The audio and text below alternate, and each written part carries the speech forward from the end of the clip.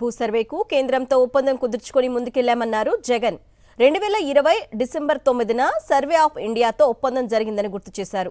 భూ రీసర్వే కోసం 3640 GNSS ఉపయోగించామని, టెక్నాలజీపై అవగాహన కోసం 40,000 మందికి 70 సార్లు శిక్షణ ఇచ్చామన్నారు. రైతులకు భద్రత కల్పించే పని ఏనాడైనా బాబు చేశారా అని ప్రశ్నించారు.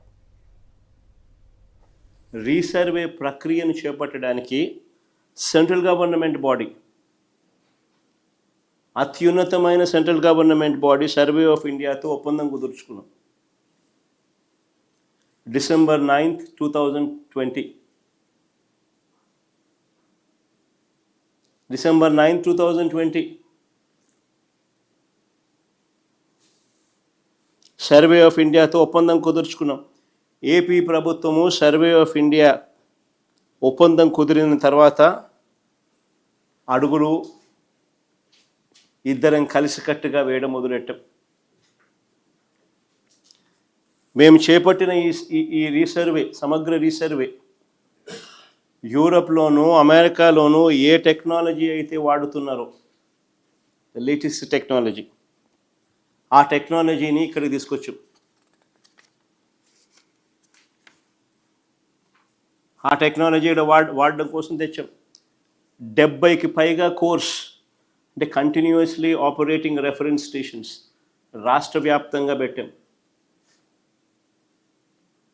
రాష్ట్రం పొడుగున ఎవ్రీ 70 కిలోమీటర్లకు ఒక course, continuous operating reference stations.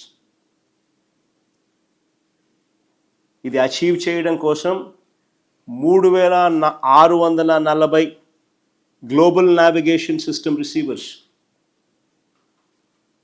Achieve చేయడం కోసం 3640 GNSS receivers, global navigation satellites system receivers.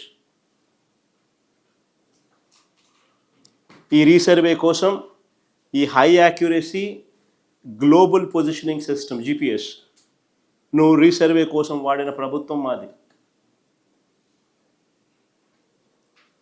ఈ సర్వే కోసం, ఈ సమగ్ర రీసర్వే కోసం 2 విమానాలు, 4 హెలికాప్టర్లు, 200కు పైగా హై ఎండ్ డ్రోన్స్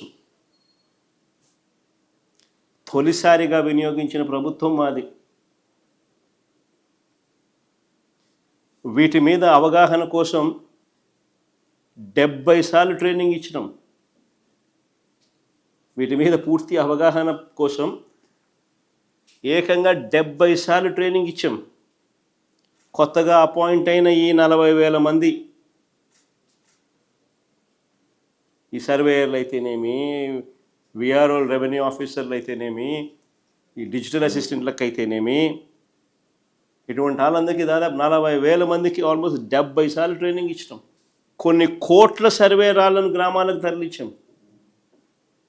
కొన్ని కోట్ల సర్వే రాళ్లను గ్రామాలకు తరలించాం. ఇంత గొప్ప యజ్ఞం చేశాం కాబట్టి 5 సెంటీమీటర్లు తేడా లేకుండా, 5 సెంటీమీటర్లు తేడా లేకుండా మేము కొలతలు వేసాం. చంద్రబాబులా మేము ఎప్పుడు కూడా కబుర్లు చెప్పలా. ఓ గొప్ప వ్యవస్థను క్రియేట్ చేసాం, ఓ గొప్ప టెక్నాలజీని అడాప్ట్ చేసుకున్నాం,